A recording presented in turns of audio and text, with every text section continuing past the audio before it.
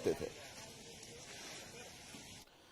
तो सहरसा की इन तस्वीरों के बाद आगे बढ़ेंगे। बड़ी खबर आपको बता दें, झारखंड का कुख्यात गैंगस्टर एनकाउंटर में ढेर हुआ है। गैंगस्टर सुजीत सिन्हा मुठभेड़ में मारा गया है। साहिबगंज से धनबाद जेल ले जाते वक्त एनकाउंटर हुआ है। पुलिसकर्मी का हथियार छीनकर भागने का आरोप है। पुलिस की जवाबी कार्रवाई में मारा गया। सुजीत पर हत्या, रंगदारी समेत कई संगीन केस दर्ज है। तो बड़ी खबर आपको बता दें, झारखंड के कुख्यात गैंगस्टर सुजीत सिन्हा पुलिस मुठभेड़ में मारा गया है। बताया जा रहा है कि सुजीत को कड़ी सुरक्षा व्यवस्था के बीच साहिबगंज जेल से धनबाद जेल ले जाया जा रहा था। जामताड़ा पहुंचने पर उसने टॉयलेट जाने की बात कही।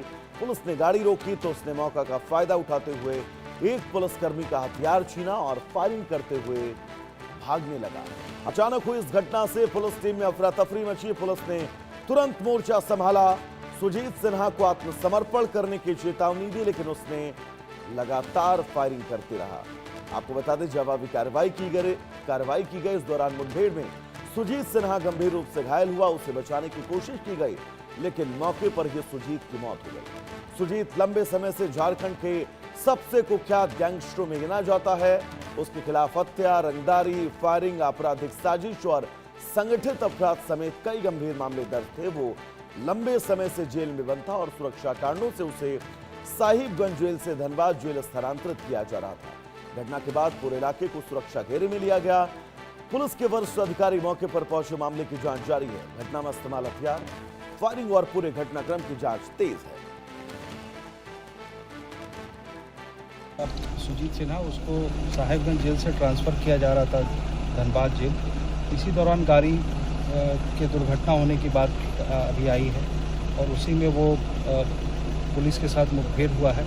पूरा डिटेल जांच हम लोग अभी कर रहे हैं। एफएसएल की टीम को बुलाया गया है और हमारे मजिस्ट्रेट यहाँ पे उपस्थित हैं।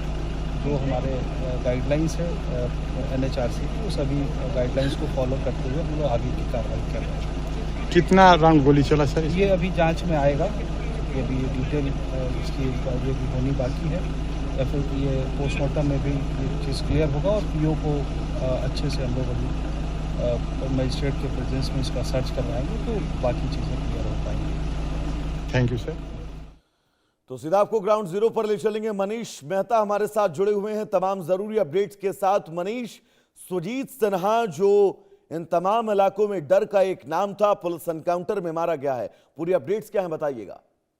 देखिए, 1.5 साल में ये दूसरी घटना है जब झारखंड के जो कुख्यात गैंगस्टर है उसे पुलिस एनकाउंटर में पुलिस ने बकायदा ढेर कर दिया है। पहले अमन साहू और अब गैंगस्टर सुजीत सिन्हा। सुजीत सिन्हा के बारे में कुख्यात है कि तकरीबन कई जेलों में लगातार उसको हाल के दिनों में शिफ्ट किया गया, लेकिन जिस भी जेल में वो रहा वहीं से उसने बकायदा हुकूमत चलाई। चाहे जेल के अंदर शराब पार्टी करने की बात हो, उसकी भी वीडियोस लगातार समय समय पर वायरल होते रहे, या फिर एक्सटॉर्शन का मामला हो, या फिर कहीं पर कोई बड़े अपराध की घटना को अंजाम देने की बात। जेल में रह करके भी गैंगस्टर सुजीत सिन्हा कई बड़ी घटनाओं को अंजाम देने में वो सफल रहे थे और यही वजह है कि पुलिस के लिए एक बड़ी चैलेंज के रूप में गैंगस्टर सुजीत सिन्हा का गिरोह बना हुआ था कि वो जेल में है, इसके बावजूद वो आपराधिक घटनाओं को कैसे अंजाम दे देता था। लेकिन इन सब के बीच जिस तरह से जामताड़ा के हाईवे पर जो है ये घटना घटी है, उसके बारे में जो जानकारी निकल करके आई, जो पुलिस के पदाधिकारियों ने भी कहा कि बकायदा उसे साहिबगंज जेल से धनबाद जेल शिफ्ट किया जा रहा था सुरक्षा कारणों की वजह से।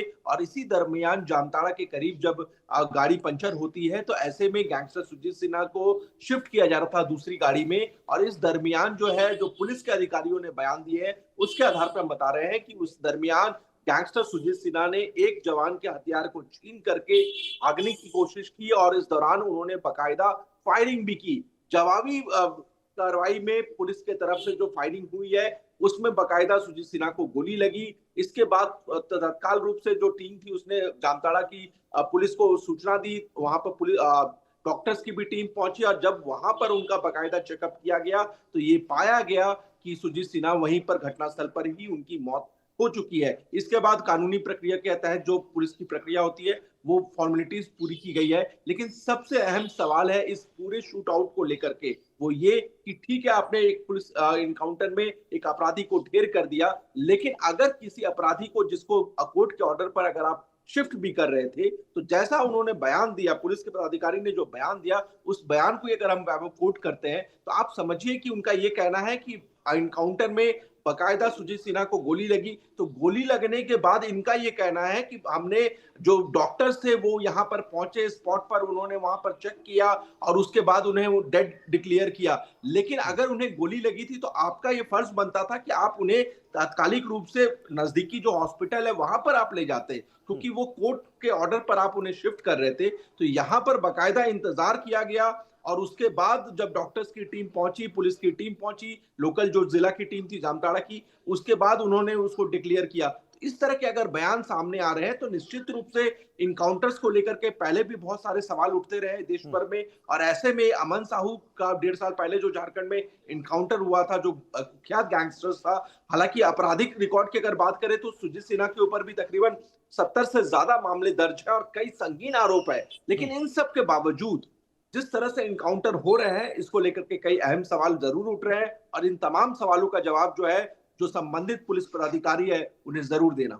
जी। और मनीष, बहुत महत्वपूर्ण बात आपने बताई इस पूरी घटना का, वो पूरा घटनाक्रम जो सवालों के घेरे में है। तो फिलहाल मनीष आपका बहुत बहुत शुक्रिया। हाँ मनीष, बहुत शुक्रिया आपका इस तमाम जरूरी अपडेट्स के लिए। तो इस एनकाउंटर के बीच बहुत सारे सवाल, लेकिन अब इन सवालों से पुलिस कब तक बचती है, इसको लेकर इंतजार करना होगा। फिलहाल एक छोटा सा ब्रेक, कहीं जाएगा नहीं।